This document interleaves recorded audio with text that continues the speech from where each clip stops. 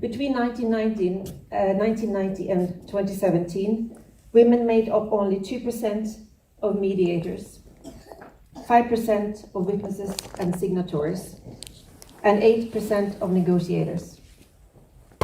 Only 23% of the countries that have national action plans have put money aside to actually adopt them. Warfare is increasingly targeting civilians, and conflict-related sexual violence is used as a weapon of war, and women's bodies in particular as the battlefield. But conflict-related sexual violence is also a crime carried out against men and boys. The understanding of conflict-related sexual violence have also developed during the past decades. It's no longer understood as an unfortunate yet natural product of war. It's frequently and deliberately used to create physical and psychological trauma with devastating effect that goes beyond the immediate victim of physical violence. The UN Security Council has emphasized that accountability for conflict-related sexual violence is a pillar for prevention, and that we have a shared responsibility to make sure that perpetrators are not allowed to continue to live in impunity, but should be held accountable in accordance to international law and standards. The 25th anniversary of the 1994 genocide against the Tutsi in Rwanda therefore mark an important occasion to discuss how we can understand, how we can prevent and achieve criminal accountability for conflict-related sexual violence in the 21st century.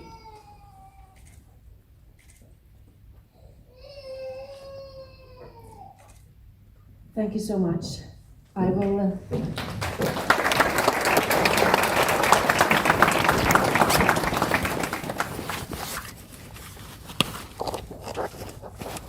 we will move on with the commemoration. And I would like to invite Beatha Uwazainka to the stage. She is a genocide survivor and a columnist at Nottingham Post. Please go on the stage. When the genocide started in Rwanda, she was 14 years old. And she has been stressing that violence and killing of the Tutsi started long before the 100 days of genocide. I'd like to hear your testimony. Thank you so much for having me here. 25 years, it actually sounds like a long time ago because so much has happened. But for me, other genocide survivors, it's like yesterday. What happened to Tutsis in Rwanda in 1994? It's a memory we live with every day. Often when you say 1994 genocide against Tutsis, people usually don't get the image, or is it something just started one night and came and killed people? But it started way long before. The killing of Tutsi in Rwanda was not just 1994. In 90s, 92, in Bugesera, many were killed. And there was a culture of impunity. It was taught in school when, I remember when I was 9 years old, every Wednesday they asked us to stand up in school. You're Tutsi, you stand up, Hutu. And myself, I remember I didn't know who I was, whether I was Tutsi or Hutu. At some point it even sounded like a nice French word for Tutsi. When I went back, I asked my mother, who am I? And she said to me, you're just going to say you're Musica, which is a club. When I went to school, the teacher said, okay, from now on, when we ask you to stand up, you stand up amongst Tutsi. In our class, we were two of us. Others were shy, they didn't want to get up. And it was gradually introduced in people's mind and the hate. And I remember we were being bullied at school. Now, even about the gender, women were being described in a way that was not very nice. In 1990, there was a newspaper called Kangura. I remember vividly how they portrayed a woman, a Tutsi woman, with a long and a big bum and a short skirt. It was an image that did not give, it was a very bad image portrayed in the media. There was Eritrean radio, which was broadcasting 24/7 bad thing about Tutsis. Kangura, there was 10 Commandments of Hutu, which you can Google and see how it was. Tutsi we were dehumanized to the point where you felt like being a Tutsi meant something bad. It's a crime.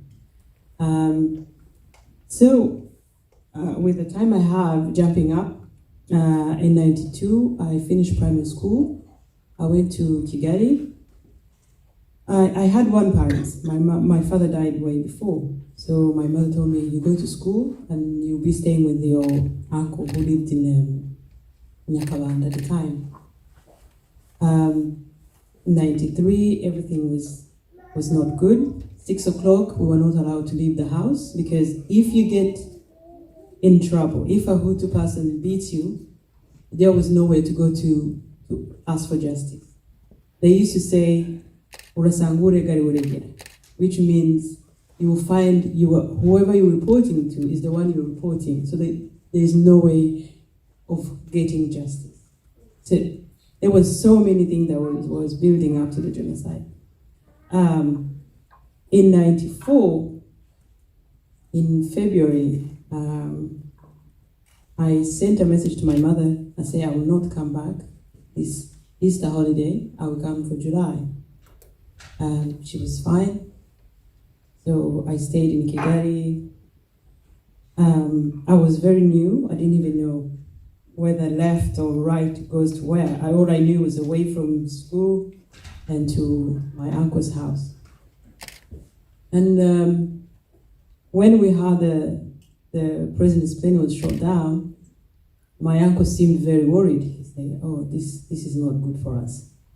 And for us, we did not understand. He had 5 children, and it seemed like we'll get another president. I remember saying to my cousin, I said, we'll get another president. Why should we have a problem?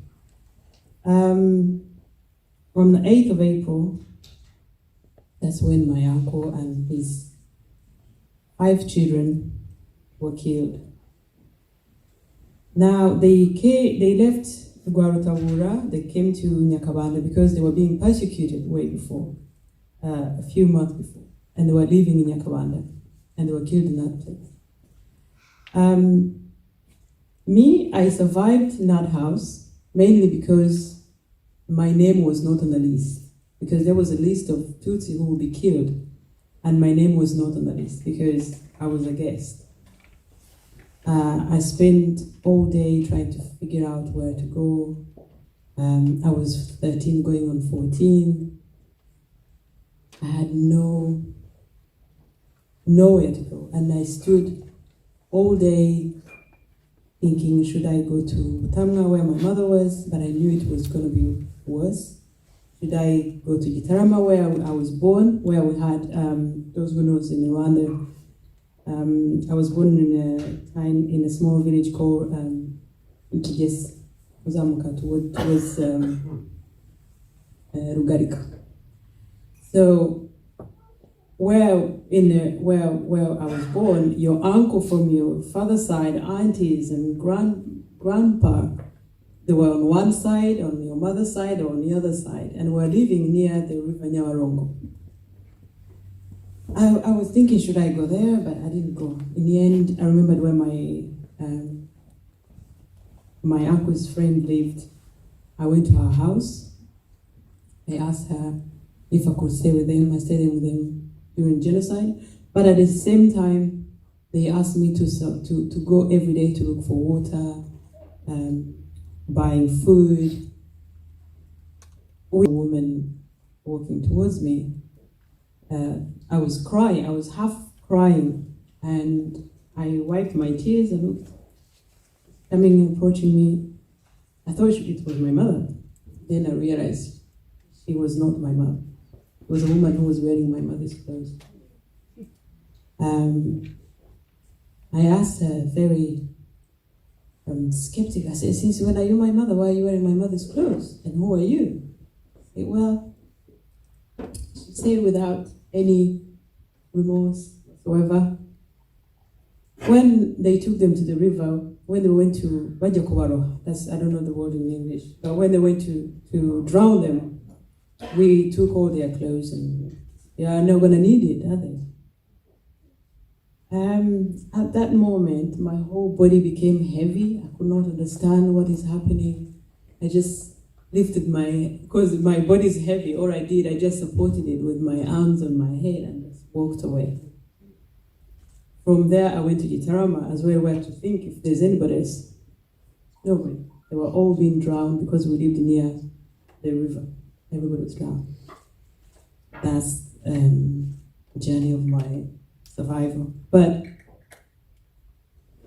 it's so much that I cannot squeeze the whole story in 15 minutes. So it's, I'm here to tell the story, and I am happy that I am glad that I can be, because so many people cannot share the stories. But thank you for giving me the time. Because I remember one man killing, he was actually killing 2 girls who lived in a hostel, when he says, "I will kill a Tutsi, that if you survive, I repeat, if you don't become mad, you will be dumb. And even if you try to tell somebody, nobody will believe you." At some point, it's harder to tell people, to actually give a person the image of what has been done to us. Rape and then killed. How do you kill a family, 10 people, and then you even have energy to destroy a house? It was about erasing us from country. And at some point when I'm giving my testimony, I feel like he did not actually achieve what he set out to do, because I survived and I can tell the story. As yes, we are broken, but we are also not broken. We are still standing. That's my story.